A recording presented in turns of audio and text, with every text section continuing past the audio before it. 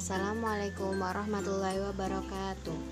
Hai semuanya, perkenalkan nama saya Yuliana dengan NPM A1F020039 dari Prodi Pendidikan Kimia Universitas Bengkulu. Di sini saya akan melakukan praktikum fisika dasar dengan judul gerak melingkar.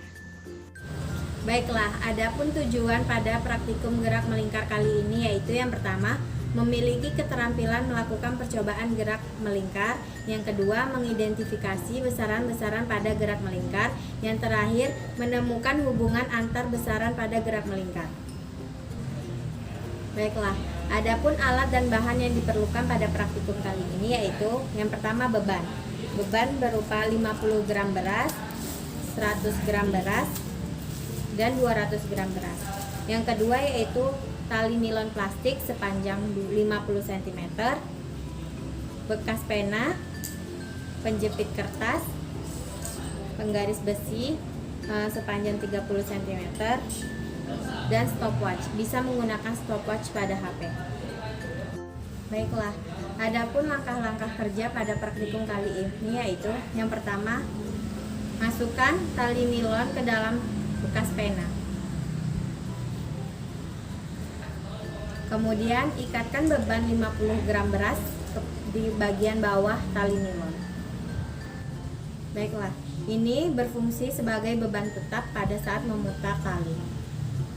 Kemudian ikatkan beban 100 gram sebagai beban putar pada tali nilon. Kemudian ukur panjang tali nilon ke lubang pena sepanjang 30 cm. Seperti ini, lalu tandai dan jepit bagian bawah dengan menggunakan penjepit kertas. Lalu kemudian bagian bawah kita jepit menggunakan penjepit kertas. Kemudian putar beban sebanyak 10 kali dengan menyalakan stopwatch untuk mengetahui berapa detik waktu yang diperlukan. Baiklah, mulai. 1, 2, 3, 4, 5, 6, 7, 8, 9, 10. Baiklah, percobaan yang kedua. 2, 3, 4, 5, 6, 7, 8, 9, 10. Baiklah, di percobaan kedua didapatkan hasil yaitu 06,26 detik. Baiklah, ini percobaan yang ketiga.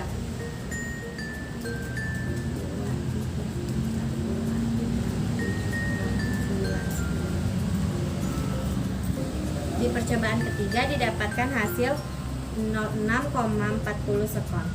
Baiklah, pada tabel pengamatan yang kedua yaitu menggunakan beban seberat 200 gram. Di sini sudah saya ikatkan pada tali dan ini jarak pada tali beban putar ke tabung pena itu sepanjang 30 cm. Baiklah, kita putar sebanyak 10 kali dengan berbarengan menghidupkan stopwatch pada HP.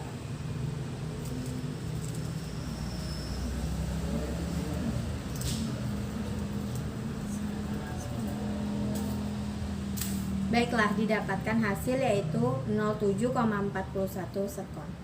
Baiklah, untuk percobaan kedua kita ulang.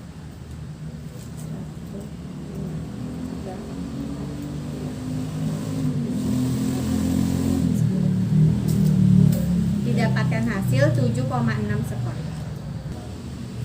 Baiklah, ini percobaan ketiga pada tabel pengamatan yang kedua. Kita mulai. 1, 2, 3, 4, 5, 6, 7, 8, 9, 10. Baiklah, didapatkan hasil 7,10 sekon. Baiklah, untuk percobaan selanjutnya menggunakan massa beban yang sama yaitu 200 gram dengan panjang tali yang berbeda yaitu 15 cm. Baiklah, percobaan yang pertama.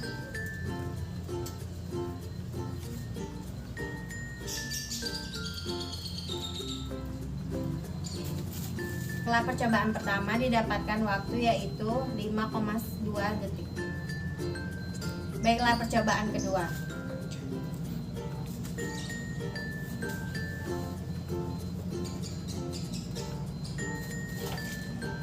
Percobaan kedua didapatkan waktu 5,2 detik. Baiklah, percobaan yang ketiga.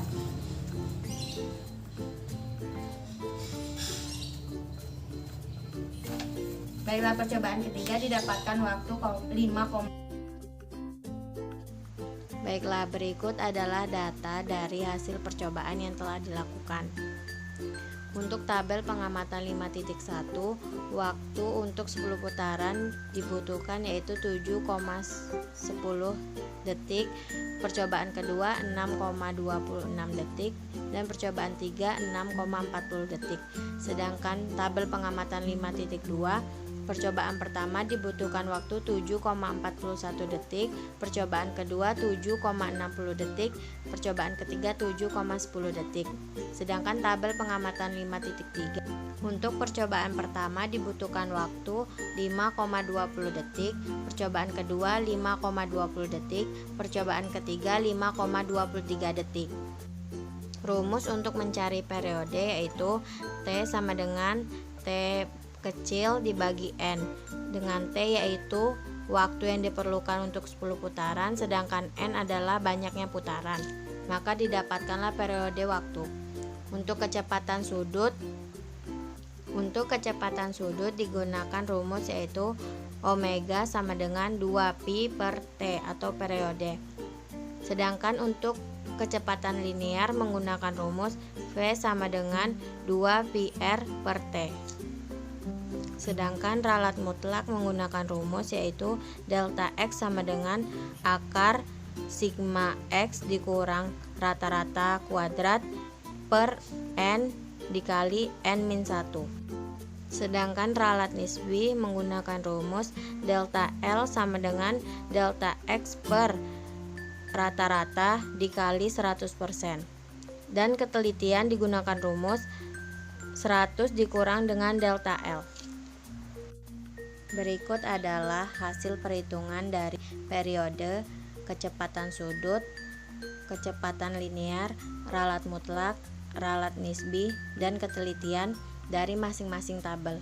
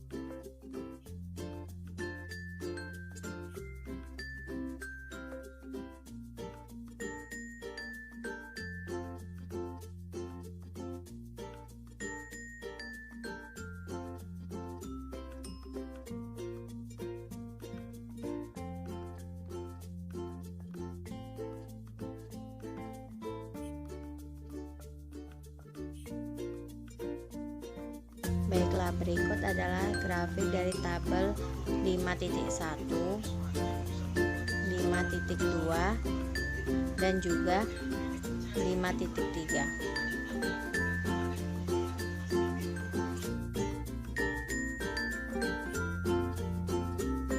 Baiklah, dari hasil grafik tersebut didapatkan hasil yaitu semakin besar periode, maka semakin kecil kecepatan sudut yang didapatkan. Di praktikum kali ini kita mendapatkan beberapa rumus, yaitu yang pertama rumus periode yaitu T per N atau waktu dibagi jumlah putaran.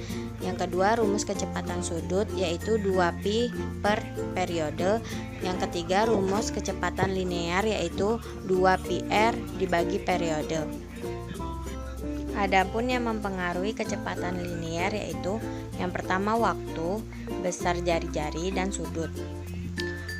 Dan adapun contoh gerak melingkar pada kehidupan sehari-hari, contohnya gerakan pada jarum jam, gerakan pada roda, dan gerakan pada biang lala.